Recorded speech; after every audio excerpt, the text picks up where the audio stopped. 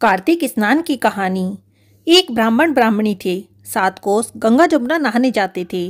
ब्राह्मणी बहुत थक जाती थी। एक दिन बोली, कोई बेटा होता तो घर में बहू आती, घर में खाना बना हुआ मिलता, कपड़े धुले हुए मिलते। तब ब्राह्मण बोला, तूने बड़ी बात कह दी। लो, मैं तेरे लिए बहू ला देता हूँ। एक पोटली में थोड़े से चने बांध दे, उसमें थोड़ी सी मोहर अशर्फियाँ रख दे। उसने पोटली बांध दी। अब ब्राह्मण चल दिया। थोड़ी दूर पर जमुना जी के किनारे लड़कियां अपने अपने मिट्टी के घर बनाकर खेल रही थी। उनमें से एक बोली, मैं तो अपना घर नहीं बिगाड़ती, मुझे तो रहने को चाहिएगा। तब ब्राह्मण को वह लड़की मन भा गई। वह मन में सोचने लगा, यही एक समझदार सी लड़की है। वह उसके पीछे पीछे हो लिया। जब वह घर पहुंची तो बोला, बेटी मुझे भूख लगी है, अपनी माँ से पूछ, मेरी 4 रोटी बना देगी। कार्तिक का महीना है, मैं किसी के घर की रोटी नहीं खाता। मेरे पास यह चून है, अपनी माँ को दे दियो और अपनी माँ से कह दियो कि चून छान लेगी। लड़की बोली, अच्छी बात है बाबा। उसने मोहर अशर्फी निकाली। वह बोली, जिसके आटे में इतनी मोहर अशर्फियाँ हैं, उसके घर में कितनी होगी। जब बाबा रोटी खाने बैठा तब उसकी माँ बोली, बाबा तुम लड़के की सगाई करने जा रहे हो क्या। तब बाबा कहने लगा, मेरा लड़का तो काशी जी पढ़ने गया है, अगर तुम कहो तो खंडे कटारे से तुम्हारी लड़की ब्याह कर ले जाऊंगा। उसकी माँ बोली, अच्छी बात है बाबा। वह ब्याह कर ले आया। आकर बोला, रामू की माँ किवाड़ खोल, देख मैं तेरे लिए बहू लाया हूँ। बुढ़िया बोली, दुनिया तो बोली मारे ही है, तू भी मार ले। हमारे तो 7 जन्म भी बेटा नहीं है, तो बहू कहाँ से आएगी। ब्राह्मण बोला, तू किवाड़ तो खोल। उसने किवाड़ खोले। देखा तो सामने बहू खड़ी थी। सास सत्कार से बहू को अंदर ले गई। अब बूढ़े बुढ़िया नहाने जाते तो बहू घर का सारा काम करती, खाना बनाती, कपड़े धोती, रात को उनके पांव दबाती। इस तरह से बहुत सारा समय निकल गया। सास बोली, बहू चूल्हे की आंच बुझने न दियो और मटके का पानी खत्म न होने दियो। एक दिन चूल्हे की आंच बुझ गई। अब बहू भागी भागी पड़ोस में गई और बोली, पड़ोसन मुझे थोड़ी सी आंच दे दो, मेरे चूल्हे की आंच बुझ गई है। मेरे सास ससुर आते होंगे, सुबह 4 बजे के गंगा जमुना नहाने गए हैं। पड़ोसन ने कहा, अरे तू तो बावली है, तुझे तो यूं ही उठा कर ले आए, इनके तो 7 जन्म भी बेटा नहीं है। बहू बोली, ना जी, इनका बेटा तो काशी जी पढ़ने गया है। पड़ोसन बोली, ना, तुमसे झूठ बोला है। अब बहू पूछने लगी, मैं क्या करूं। तब पड़ोसन ने कहा, जली फूकी रोटी कर दे, अलूनी दाल कर दे, खीर की कड़छी दाल में और दाल की कड़छी खीर में कर दे। उसको तो पड़ोसन की सीख लग गई। उसने ऐसा ही कर दिया। सास ससुर आए। बहू ने ना तो आज उनका कोई आदर सत्कार किया और ना उनके कपड़े लिए, सीधा खाना लगा दिया। सास बोली, बहू ये क्या, ये तो जली फूकी रोटी है, अलूनी दाल है। तब वह कहने लगी, खा लो सासू जी, तुम तो एक दिन खा लोगी तो कुछ ना होगा, मुझे तो जीवन भर अलूनी रहना है। सास बोली, बहू को तो पड़ोस की सीख लग गई। बहू रात में तो सो गई। सुबह भागी भागी फिर पड़ोसन के पास गई और बोली, अब क्या करूं। तब वह बोली, 7 कोठों की चाबी मांग ले। जब सासू जाने लगी तो बहू आगे अड़कर खड़ी हो गई और कहने लगी कि बाद में जाना, पहले मुझे 7 कोठों की चाबी दे दो। ससुर कहने लगा, चाबी दे दो, आज भी इसका है, कल भी इसका है, हमारा क्या, आज मरे कल दूसरा दिन। पीछे से बहू ने कोठे खोल के देखे। किसी में अन्न भरा था, किसी में धन भरा था, किसी में बर्तन, किसी में कपड़े के अटूट भंडार लगे पड़े थे। 7वां कोठा खोल के देखा तो उसमें गणेश, लक्ष्मी, पीतल पथवारी, कार्तिक के ठाकुर, राई दामोदर, तुलसी जी का बिरला, 36 करोड़ देवी देवता विराजमान हैं। गंगा जमुना बह रही है। तिलक छापे लगाए, चौकी पर एक लड़का माला जप रहा है। वह पूछने लगी, तू कौन है। तब वह बोला, मैं तेरा पति हूँ, किवाड़ बंद कर दे, मेरे माँ बाप आएंगे तब खोलियो। अब तो बहू खुश हो गई। उसने 36 प्रकार के भोजन बनाए, 16 श्रृंगार किया, रांची माची डोले। सास ससुर आए, बड़े प्यार से उनसे बात की, उनके कपड़े लिए, उन्हें खाना खिलाया। बूढ़ा बोला, बहू तो धन देख के राजी हो गई। अब बहू सास के पैर दबाती जाए और कहती जाए, माँ जी तुम इतनी दूर 12 कोस गंगा जमुना नहाने जाती हो, थक जाती होंगी, तुम घर में ही नहा लिया करो। तब सास बोली, बावली हो गई है क्या, कहीं घर में भी गंगा जमुना बहती है। बहू कहने लगी, हाँ माँ जी, चलो मैं दिखाती हूँ। उसने 7वां कोठा खोल के दिखाया। उसमें गणेश, लक्ष्मी, पीपल पथवारी, तुलसी जी का बिवड़ा, कार्तिक के ठाकुर, राई दामोदर, शिव पार्वती, 36 करोड़ देवी देवता विराजमान थे। गंगा जमुना बह रही थी। तिलक छापे लगाए, चौकी पर एक लड़का बैठा माला जप रहा था। माँ बोली, तू कौन है। वह कहने लगा, माँ मैं तेरा बेटा हूँ। तू कहाँ से आया। मुझे तो कार्तिक के देवता ने भेजा है। माँ बोली, बेटा ये दुनिया क्या जानेगी, क्या जानेगा मेरा घर का पति, क्या जानेगी दुरानी जिठानी, क्या जानेंगे अगड़ बगड़ पड़ोसन कि तू मेरा बेटा है। उसने पंडित से पूछा तो वह बोला, परनी पार पे बहू बेटा खड़े हों, इस पार पे बुढ़िया खड़ी हो, चाम की अंगिया पहने हो, छाती से दूध की धार निकले, बेटे की दाढ़ी मूछ भीग जाए, पवन से गठजोड़ा बंधे तो सब जान ले कि ये बुढ़िया का बेटा है। उसने ऐसा ही किया। चाम की अंगिया फट गई, छाती से दूध की धार निकली, बेटे की दाढ़ी मूछ भीग गई, पवन पानी से बहू बेटे का गठजोड़ा बन गया। ब्राह्मण ब्राह्मणी खुश हो गए। हे कार्तिक के ठाकुर, राय दामोदर, कृष्ण भगवान, जैसे उसे बेटा बहू दिए वैसा सबको दियो, जैसे उसकी इच्छा पूरी की वैसे सबकी करियो, कहते सुनते सब परिवार की करियो। बोलो कार्तिक देवता की जय। कार्तिक महीना तारा भोजन की कथा। एक साहूकार की बहू तारा भोजन कर रही थी। उसने सास से कहा, सासू जी आप मेरी कहानी सुन लो। सास बोली, मुझे तो पूजा पाठ करना है, मेरे पास समय नहीं है। तब वह जेठानी के पास गई, भाभी जी मेरी कहानी सुन लो। जेठानी कहने लगी, मुझे तो खाना बनाना है। देवरानी से कहा कि तुम मेरी तारा भोजन की कथा सुन लो। तब देवरानी बोली, मुझे तो बच्चों को स्कूल भेजना है, उन्हें देर हो रही है। तब उसने ननंद से कहा, दीदी जी मेरी कहानी सुन लो। वह कहने लगी, मेरे तो ससुराल से बुलावा आया है, मुझे तो वहाँ जाने की तैयारी करनी है। वह राजा के पास गई। राजा बोला, मुझे तो व्यापार का काम करना है, हिसाब किताब देखना है, मेरे पास समय नहीं है। तब वह अपनी पड़ोसन के पास गई। पड़ोसन से कहने लगी, बहन मेरी कहानी सुन ले। तब वह बोली, हाँ बहन सुना दे। साहूकार की बहू ने कहानी सुनाई। पड़ोसन ने सुनी और हुंकारा भर दिया। इस तरह से पूरा महीना कार्तिक का बीत गया। भगवान विमान लेकर आए। साहूकार की बहू विमान में बैठकर जाने लगी तो सास दौड़ी दौड़ी आई, कहने लगी, बहू मैं भी तेरे साथ चलूंगी।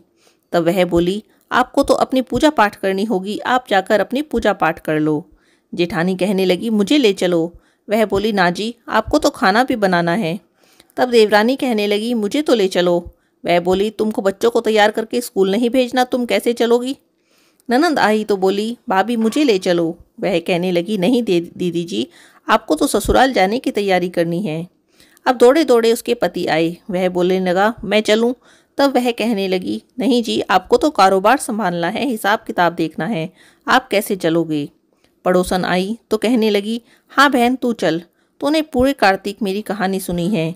दोनों विमान में बैठकर स्वर्ग जाने लगी। रास्ते में बहू को अभिमान हो गया। वह सोचने लगी, मैंने व्रत किया, कहानी कही, मुझे स्वर्ग का वास मिला। पड़ोसन ने ना व्रत किया, केवल मेरी कहानी सुनी, मेरे कारण इसे भी स्वर्ग मिल रहा है। अभिमान के कारण भगवान ने उसे वहीं विमान से नीचे उतार दिया। तब वह कहने लगी, भगवान मेरा क्या अपराध है, आप मुझे क्यों छोड़कर जा रहे हो। तब भगवान कहने लगे, तूने अभिमान किया, अब फिर से 3 साल तारा भोजन के व्रत कर, तब जाकर तेरा यह पाप उतरेगा। कार्तिक महीना धर्मराज की कहानी। एक बुढ़िया माई थी, व्रत नियम बहुत रखती थी। एक दिन भगवान के घर से यमदूत लेने आए। बुढ़िया माई यमदूत के साथ चली गई। आगे गहरी नदी आई तो बुढ़िया माई डूबने लगी। तब यमराज जी ने पूछा, माई गाय दान की है। तब बुढ़िया माई ने मन में गाय माता का ध्यान किया तो गाय माता उपस्थित हो गई। गाय की पूंछ पकड़कर बुढ़िया माई नदी पार हो गई। आगे गई तो काले कुत्ते खाने दौड़े। तब यमराज जी ने पूछा, बुढ़िया माई कुत्ते को रोटी दी है क्या। तब बुढ़िया माई ने कुत्ते का ध्यान किया तो कुत्ते वहां से चले गए। आगे चली तो काले कौवे बुढ़िया माई को चोंच मारने लगी। तब यमराज जी ने पूछा, ब्राह्मण की बेटी को सिर में तेल लगाने को दिया है या नहीं।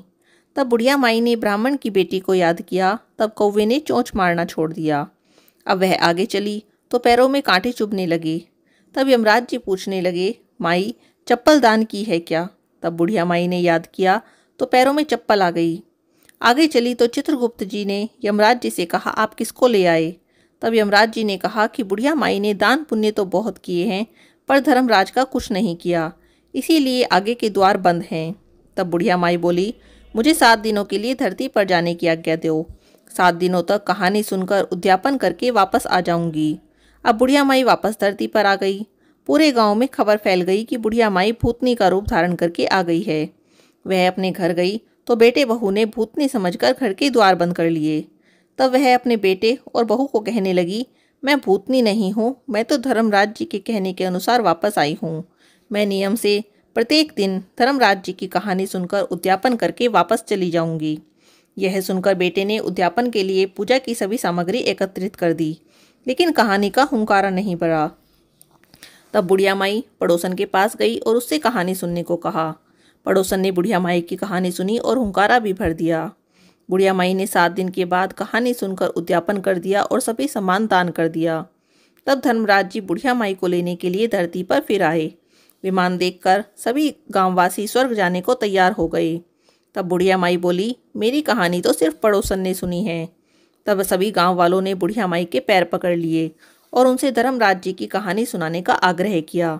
कहानी सुनकर सभी विमान में बैठकर स्वर्ग पहुंचे। तब धर्मराज जी ने कहा, मैंने तो सिर्फ बुढ़िया माई के लिए विमान भेजा था, यहाँ तो सभी गांव वाले एकत्रित हो गए। तब बुढ़िया माई कहने लगी, मेरी कहानी इन सभी ने सुनी है, इसीलिए आधा पुण्य इनको भी दे दो। तब धर्मराज जी ने गांव वासियों को स्वर्ग में वास दिया। हे धर्मराज जी, जैसे बुढ़िया माई को स्वर्ग में वास दिया, वैसे कहते सुनते हुंकारा भरने वाले सबको स्वर्ग में वास देना। बोलो धर्मराज जी की जय, यमराज जी की जय। तपसी लपसी की कहानी। एक लपसी था, एक तपसी था।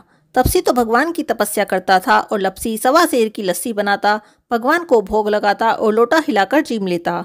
एक दिन वो दोनों लड़ने लगे। तपसी बोला, मैं बड़ा हूँ, लेकिन लपसी बोला, मैं बड़ा हूँ।